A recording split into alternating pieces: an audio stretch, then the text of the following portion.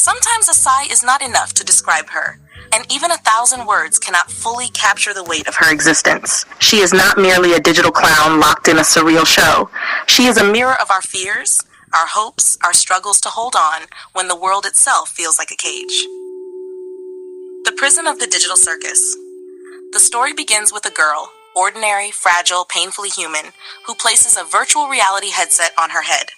She expects a game, a moment of escape, perhaps even a small adventure. But instead of freedom, she is pulled into a prison with no door, no exit, no return.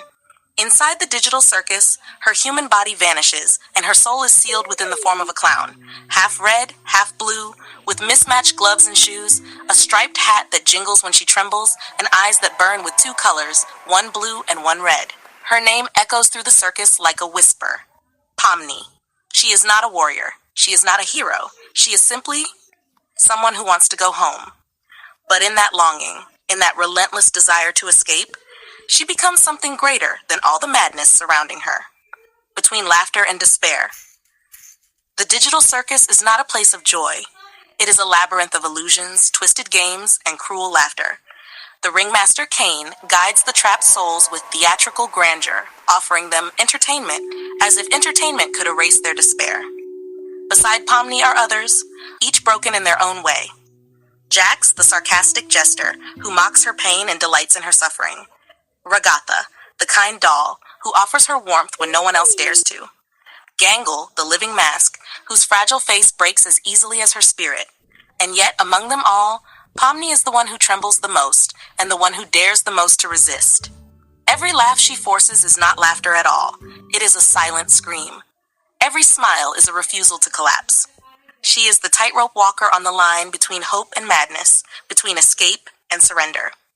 Moments of defiance, Pomni's true strength is not in physical power, nor in clever tricks, but in the raw human refusal to let despair win.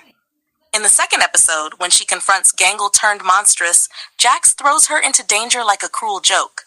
But Pomni, shaking, crying, still rises. She looks into the eyes of the monster and whispers, "You're not fake. You're just lost.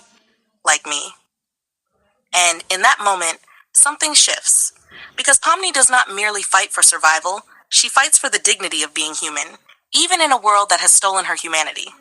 Her voice, a song of nostalgia voiced in English by Lizzie Freeman, Pomni's performance is fragile yet powerful, trembling with panic yet burning with determination.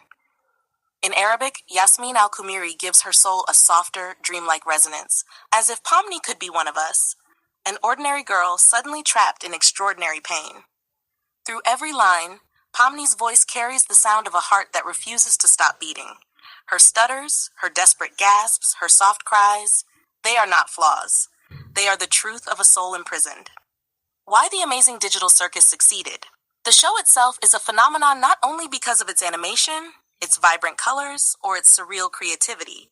It succeeded because it spoke to something deep inside the audience, to that hidden fear that we are all prisoners of something invisible. A job we hate. A society that misunderstands us. A life that feels like a stage where we are forced to laugh when we want to cry. Pomni is not simply a character. She is a vessel for all of us. She embodies the terror of being stuck, the longing to escape, the desperate hope that maybe, just maybe, there is a door somewhere, waiting to be found. The symbol of Pomni. In the end, Pomni shines not because she is strong, but because she is vulnerable. Not because she conquers, but because she endures. Her mismatched shoes, her trembling smile, her mismatched eyes, all of them whisper a single truth. I don't belong here, but I will keep fighting until I find the way out. And that is why audiences all over the world fell in love with her. Because when Pomni runs across the stage of the digital circus, we see ourselves running too. When she breaks down, we remember our own nights of despair. And when she rises again, trembling yet determined, we remember that maybe we can rise too. Pomni is not just a clown in a circus. She is the sigh of the human soul trapped in an endless performance. She is the dream that survives even inside a nightmare. She is hope, painted in red and blue, whispering to all of us, even in the darkest illusions, we can still search for the way home.